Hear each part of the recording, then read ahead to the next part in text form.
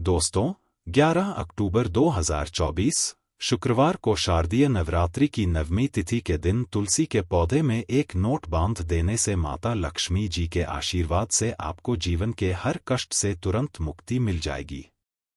आपकी हर मनोकामना पूरी होगी और दोस्तों, आपका घर खुशियों से भर जाएगा।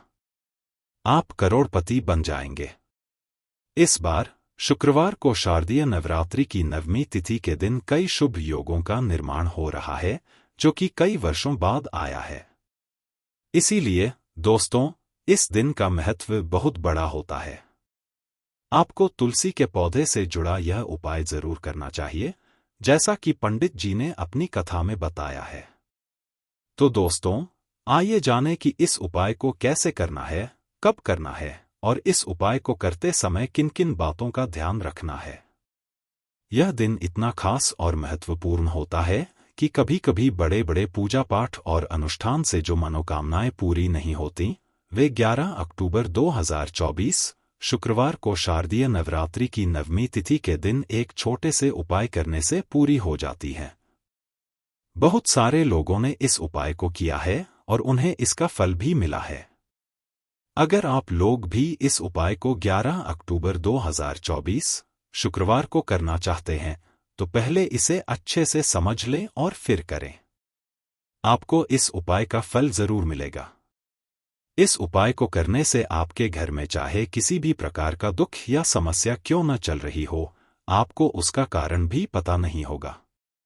जैसे पितृ दोष, काल सर्प दोष या किसी भी तरह का मंगल दोष हो सकता है। लेकिन आपको इस उपाय को करने के लिए अपने दोस्त को पता लगाने की जरूरत नहीं है। 11 अक्टूबर 2024 शुक्रवार को शारदीय नवरात्रि की नवमी तिथि के दिन इस तुलसी के पौधे से जुड़ा यह उपाय करें और फिर देखिए आपके घर में कैसे धन की वर्षा होगी, सुख समृद्धि आएगी और आपकी बड़ी बड़ी मनोकामनाएं भी पूरी होंगी। नवरात्रि के 9 दिनों में हम मां दुर्गा के 9 अलग अलग स्वरूपों की पूजा करते हैं। अगर आप तुलसी से जुड़ा यह उपाय शारदीय नवरात्रि में कर लेते हैं, तो यह एक उपाय नवरात्रि में करने से आपके सोए हुए भाग्य जाग उठते हैं। भाग्य का साथ मिलता है और निर्धनता कोसों दूर हो जाती है। आपके घर में कभी भी पैसे की कमी नहीं होगी। जो निर्धनता छाई रहती है या पैसे को लेकर आप परेशान रहते हैं, उन लोगों को भी नवरात्रि में इस उपाय को जरूर करना चाहिए, क्योंकि यह एक उपाय करने से अपार धन प्राप्त होगा।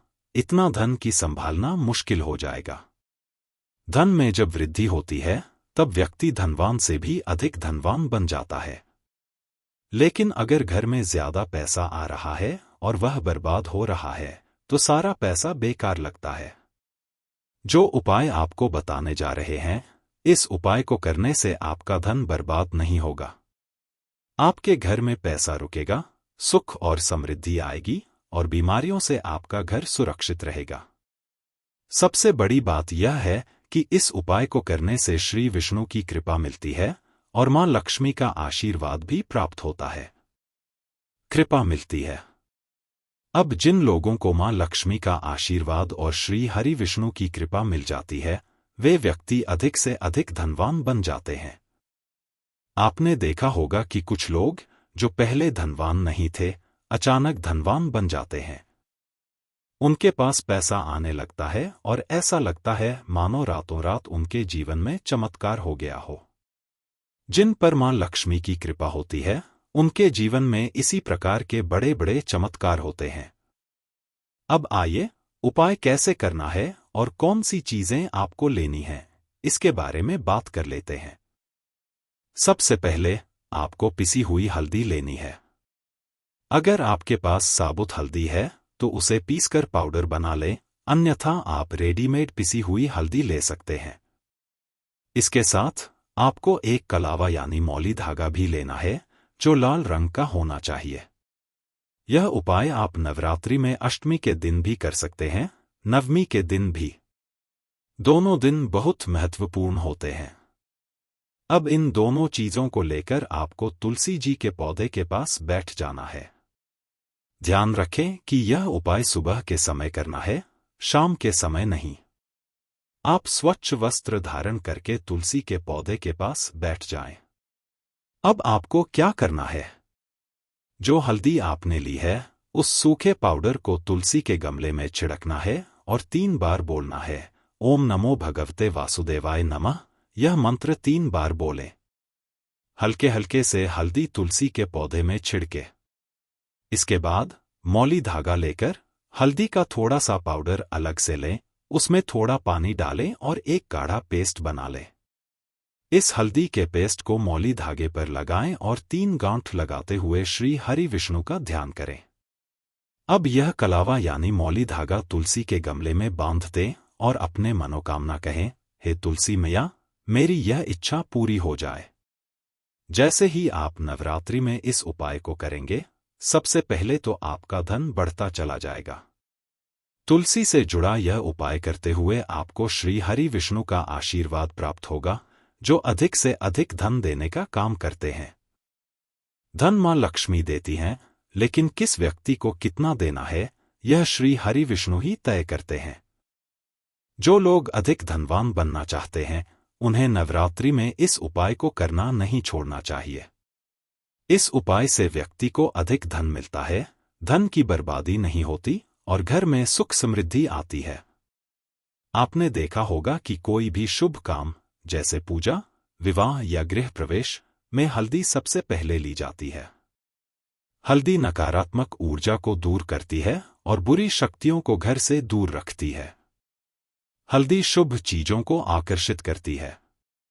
जब आप हल्दी से जुड़े उपाय करते हैं और तुलसी जी के पौधे से जोड़कर उपाय करते हैं, तो यह उपाय आपको दुगुना फल देता है और बहुत जल्दी इसका रिजल्ट भी मिलता है। तो नवरात्रि में किसी भी दिन इस उपाय को करें और देखें कि रातों रात आपका भाग्य कैसे चमकता है, कैसे आपकी किस्मत का साथ मिलता है। आपको समझ लेना चाहिए कि धन इतनी तेजी से घर में आएगा कि आप खुद भी नहीं समझ पाएंगे। बड़ी से बड़ी मनोकामना जो भी आपके जीवन में चाहिए, वह आप मां से कह दें और नवरात्रि में इस उपाय को कर लें। आपको यह उपाय केवल एक बार ही करना है। किसी भी दिन इस उपाय को कर लें, आपको बहुत लाभ मिलेगा।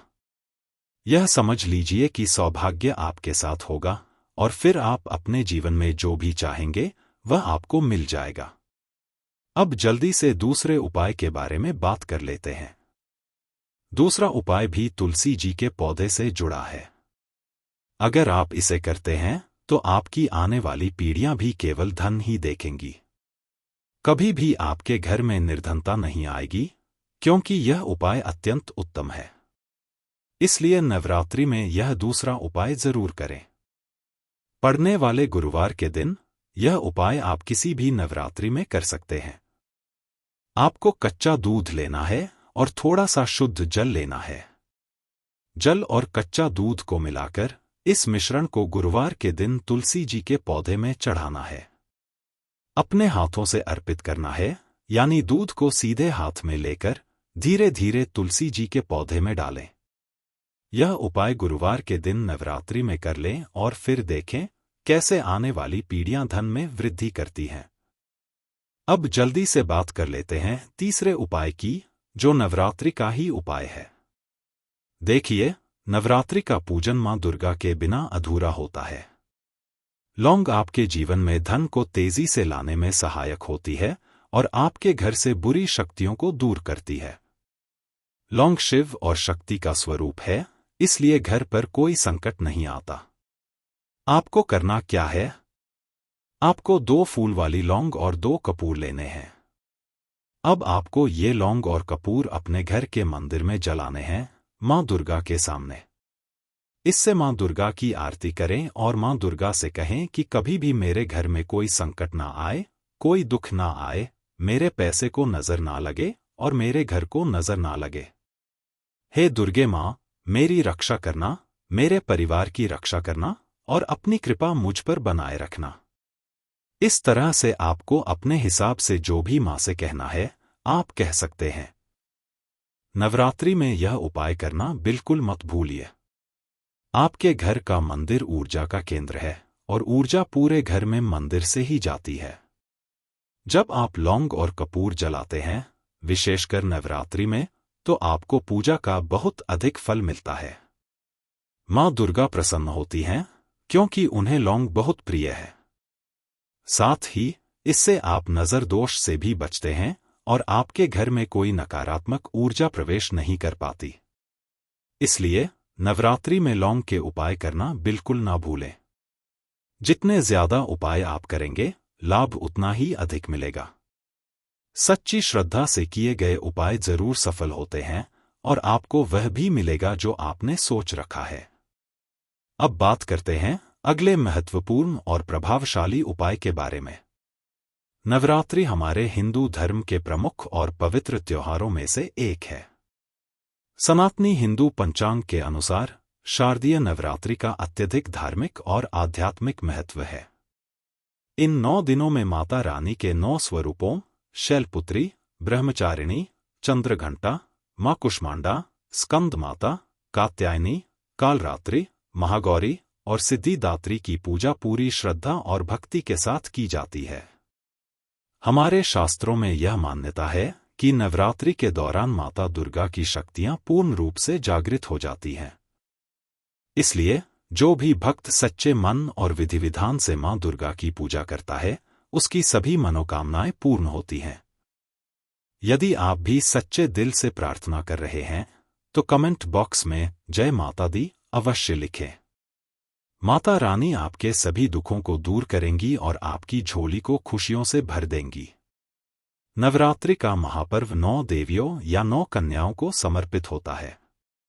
कन्या पूजन करने से जीवन के सभी दुख, दर्द और कष्ट दूर हो जाते हैं। यह पूजा ग्रह क्लेश को भी समाप्त करती है।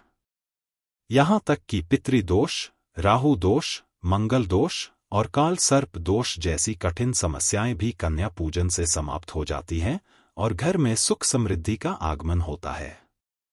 अकाल मृत्यु से भी रक्षा होती है। दोस्तों, आपको यह भी जानना चाहिए कि इस बार माता रानी पालकी की सवारी पर पृथ्वी लोक में आई हैं। यह संकेत है कि भक्तों के कष्ट समाप्त होंगे। जब जब माता पालकी पर आती हैं, धरती पर फूल खिलते हैं, वर्षा होती है और जीवन में हरियाली का संचार होता है। किसान के घर में मां जगदम्बा का आगमन होता है। इस बार का नवरात्रि अत्यधिक शुभ और मंगलकारी माना जा रहा है। शारदीय नवरात्रि इस वर्ष 3 अक्टूबर गुरुवार से शुरू होकर 11 अक्टूबर बुधवार को समाप्त होगी। 12 अक्टूबर गुरुवार को दुर्ग विसर्जन किया जाएगा। जो लोग माता रानी की मूर्ति स्थापना करते हैं, वे इस दिन विसर्जन करेंगे। इस बार महाअष्टमी 10 अक्टूबर मंगलवार को और नवमी 11 अक्टूबर बुधवार को है। अष्टमी और नवमी को कन्या पूजन का विधान है, इसलिए इन तिथियों पर कन्याओं को भोजन अवश्य कराएं। शास्त्रों में 9 दिनों के नवरात्रि को अत्यधिक शुभ और मंगलकारी माना जाता है। नवरात्रि को अच्छा नहीं माना जाता।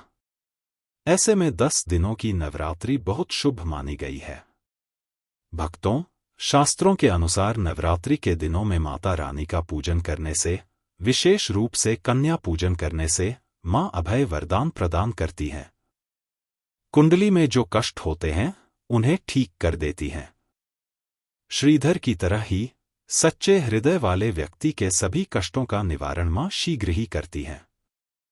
मां की उपासना से विनम्रता का विकास होता है और सभी कष्ट, दरिद्रता और दुख नष्ट हो जाते हैं। नवरात्रि में माता रानी का व्रत और पूजन किया जाता है, लेकिन नवरात्रि के दौरान सबसे ज्यादा महत्व कन्या पूजन का होता है। दोस्तों, कन्या रानी फूल की पंखुड़ियों की तरह नाजुक होती हैं। कन्या पूजन सर्वोपरि और श्रेष्ठ है। कन्या के रूप में स्वयं जगदम्बा देवी, माता वैष्णव और 9 देवियां अर्थात समस्त ब्रह्मांड इनके शर के कण कण में वास करते हैं। बहुत कम लोग जानते हैं कि 33 कोटि देवी देवताओं का वास कन्याओं के मस्तक पर होता है। कन्या चाहे छोटी हो या बड़ी, वह सदैव पूजनीय है और मां के समान मानी जाती है। भक्तों का मानना है कि व्रत और उपासना से माता रानी इतनी प्रसन्न नहीं होती, जितनी कि कन्या पूजन से होती है। नवरात्रि में छोटी छोटी कन्याओं को माता रानी का स्वरूप माना जाता है। उन्हें भोग लगाया जाता है, उन्हें प्रसन्न किया जाता है और बदले में आशीर्वाद मांगा जाता है। कन्याओं को खुश करने के लिए उपहार आदि दिए जाते हैं। माना जाता है कि अगर कन्याओं को कोई भेंट दी जाए और वह खुशी खुशी स्वीकार कर ले, तो इसका मतलब है कि माता रानी अर्थात माता वैष्णव ने वह भेंट स्वीकार कर ली। जिन पर कन्याएं प्रसन्न होती हैं, समझिए उन्हें माता रानी का आशीर्वाद मिल गया और माता रानी की कृपा से उन्हें मनचाहा वरदान प्राप्त होता है। कन्या पूजन कोई मामूली पूजा नहीं होती। समस्त ब्रह्मांड में जो पूजा होती है, उनसे बढ़कर कन्या पूजन को माना जाता है। 10 बार गंगा स्नान करने से, 100 बार यज्ञ करने से और 1000 बार यात्रा करने से जो पुण्य मिलता है, वह मात्र एक बार कन्या पूजन करने से करोड़ों गुना भक्त को मिल जाता है। दोस्तों, इसलिए कहा जाता है कि कन्याओं को सताना नहीं चाहिए, इससे समस्त ब्रह्मांड हिल जाता है। कन्याओं की जितनी सेवा की जाए, वह कम ही होती है। कन्याएं कोई मामूली नहीं होती। कन्या के रूप में स्वयं उनके मस्तक पर विराजमान होकर स्वयं देवी चलकर आपके घर तक आती हैं। नवरात्रि में 2 साल से लेकर 10 साल तक की कन्या का पूजन होना चाहिए। अष्टमी अथवा नवमी को कन्याओं के पैर धोकर भोजन कराना और उपहार देना श्रेष्ठ और दुर्लभ माना जाता है। ऐसा मौका कभी हाथ से नहीं जाने देना चाहिए। इस दिन जितना ज्यादा हो सके कन्याओं को हाथ पकड़कर पैर पकड़कर अपने घर तक लेकर आएं। भक्तों, वीडियो में आगे बढ़ने से पहले आप अपनी राशि भी कमेंट बॉक्स में जरूर डाल दीजिएगा। यदि हमारे पास कोई उपाय होगा तो वह हम आपके कमेंट के रिप्लाई में बता देंगे। कोई भी राशि के अनुसार अगर उपाय किया जाए तो माता वैष्णव बड़ी प्रसन्न होती हैं और ऐश्वर्य धन प्रदान करती हैं। इसीलिए राशि कमेंट में जरूर छोड़े और हाँ, माता को एक लाइक जरूर करें। लाइक करने में कंजूसी ना करें। दोस्तों, कैसे करें कन्याओं का स्वागत? जब कन्या आपके घर आए, तब सभी के पैरों को दूध और पानी से धोना चाहिए। खासकर मर्दों को कन्याओं के पैर अवश्य धोने चाहिए। इससे माता वैष्णो प्रसन्न होती हैं। फिर उसके बाद कन्याओं को किसी साफ जगह पर जमीन पर कपड़ा बिछाकर बैठाना चाहिए। उनके माथे पर अक्षत, फूल और कुमकुम लगाना चाहिए। फिर उसके बाद भोजन ग्रहण करवाना चाहिए। लेकिन हमेशा याद रहे कि कन्याओं को थाली में 3 पूरियां कभी ना रखें। इसे शुभ नहीं माना जाता, यह अशुभ माना जाता है। 3 पूरियां तथा 3 रोटियां मरने वाले व्यक्ति के लिए निकाली जाती हैं और जेल में कैदियों के लिए दी जाती हैं। ऐसे में कन्याओं को उनकी थाली में 3 पूरियां कभी ना दें। 1-2 करके पूरियां दे सकते हैं, इससे 3 की संख्या बढ़ जाती है और दोष भी नहीं लगता। दोस्तों, कन्याओं को खाना खिलाने के बाद अंतिम में कन्याओं के सिर पर लाल चुनरी उड़ानी चाहिए। भोजन में आपको खीर, पूड़ी, हलवा, चना तथा आलू की सब्जी, छोले वगैरह की सब्जी खिलानी चाहिए। पनीर आदि भी खिलाया जा सकता है। वैसे माता रानी का प्रिय भोजन खीर, हलवा, पूड़ी और छोले आदि ही हैं। लेकिन भूल से भी लहसुन और प्याज का इस्तेमाल कभी न करें, अन्यथा अनर्थ हो जाएगा। अक्सर कई लोग कन्याओं को कुरकुरे या चिप्स के पैकेट खिलाते हैं, जो कि घोर अनर्थ माना जाता है, क्योंकि इनमें लहसुन प्याज का इस्तेमाल होता है। इसके कारण आपका व्रत खंडित हो सकता है और मां दुर्गा क्रोधित हो सकती हैं। जहां आपने 9 दिनों तक लहसुन प्याज का परहेज किया, वहीं आपकी एक गलती पूरे व्रत को खंडित कर सकती है। इतना भी नादान नहीं बनना चाहिए कि माता रानी रूठ जाएं और कन्याओं को भी अशुद्ध होना पड़े। कन्याओं को डिब्बाबंद कोई भी ऐसी चीज न खिलाएं जिसमें लहसुन प्याज होता है। कई चीजें ऐसी होती हैं जो बाजार में बिकती हैं, जिनमें लहसुन प्याज का इस्तेमाल होता है। ऐसा आप कभी न करें। दोस्तों, कई लोग कन्या पूजन में खाना घर पर नहीं बनाते और मार्केट से रेडीमेड लाकर ही खिलाते हैं, जैसे दही जलेबी, जो कि शुभ नहीं माना जाता। ऐसे लोग ऐसा करते हैं जिनके घर में मान लीजिए कोई दुर्घटना आदि हो गई हो या घर में कोई बीमार हो या कोई मुसीबत हो। लेकिन अगर आप स्वस्थ हैं और आपको कोई पीड़ा नहीं है तो ऐसा भूलकर भी न करें। माता रानी दही जलेबी नहीं बल्कि आपके हाथों का बना भोजन खाना चाहती हैं, आपका प्यार चाहती हैं।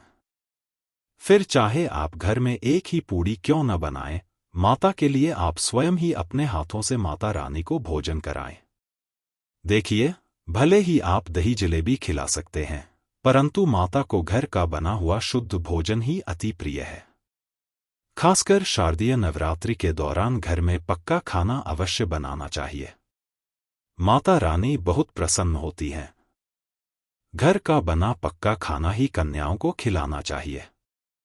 हमेशा याद रखें, कन्याओं को प्लास्टिक के बने बर्तनों में खाना नहीं खिलाना चाहिए। ऐसे बर्तन पूजा पाठ के लिए शुभ नहीं होते, क्योंकि प्लास्टिक के ज्यादातर बर्तन जानवरों की हड्डियों से बनाए जाते हैं। इसीलिए ऐसा पाप मत करें। कन्याओं को हमेशा स्टील के बर्तनों या पत्तों से बने बर्तनों में ही भोजन कराना चाहिए। यह बहुत शुभ माना गया है। यदि पेड़ के पत्ते में भोजन कराते हैं तो माता अभय वरदान प्रदान करती हैं। दोस्तों, एक और बात हम आपको बताने वाले हैं कि यदि नवरात्रि के समाप्त होने के बाद अगर बीच में कन्या पूजन शुक्रवार के दिन किया जाए तो कन्याओं को कोई भी खट्टी चीज नहीं खिलानी चाहिए, क्योंकि शुक्रवार का दिन माता संतोषी को समर्पित होता है और माता संतोषी नवरात्रि के दिनों में सक्रिय अवस्था में होती हैं, यानी वह भी 9 देवियों के साथ आपके घर में आती हैं। इसलिए कन्याओं को भूलकर भी शुक्रवार के दिन खट्टी चीज घर में नहीं बनानी चाहिए और न ही कन्याओं को खट्टी चीज खिलानी चाहिए। इससे घोर पाप लगेगा। आपका किया कराया सब बर्बाद हो सकता है। खट्टी चीजों से माता संतोषी रुष्ट हो सकती हैं, चिढ़ सकती हैं और आपको श्राप दे सकती हैं। इसलिए नादान न बने। दोस्तों, भोजन कराने के बाद कन्याओं की थाली में एक लौंग जरूर रखना चाहिए, क्योंकि लौंग देवी शक्ति तथा दुर्गा मां को बहुत प्रिय है। लौंग माता शक्ति का प्रतीक होती है। लौंग में नवदुर्गा का वास होता है। इन 9 दिनों में माता रानी को लौंग का भोग लगाया जाता है। तो खाना खाने के बाद कन्याओं को लौंग अवश्य अर्पित करें। माता रानी को अमृत से बढ़कर लौंग प्रिय है, इसलिए कन्याओं की थाली में चुपचाप एक लौंग जरूर रख दें। आपका भाग्य चमक जाएगा और माता लक्ष्मी आपके जीवन में धन की कोई कमी नहीं होने देंगी। भक्तों, आपको बता दें कि कन्याओं को उपहार में क्या दें। कन्याओं को खुश करने के लिए उनकी थाली में दक्षिणा डालें, ताकि आपके घर में संपन्नता बनी रहे और धन की कोई कमी न हो। जब कन्या आपके घर से खुशी खुशी धन लेकर जाती है तो वह भी आपको खुशी खुशी कई गुना धन प्रदान करती है। इस समय कंजूसी मत करें। खुशी खुशी कन्याओं को धन अवश्य दें। आप कन्याओं को कोई सुंदर गिफ्ट दे सकते हैं। शास्त्रों में बताया गया है कि कन्या जितनी खुश होती है, माता रानी उतना ही जल्दी फल की प्राप्ति प्रदान करती है।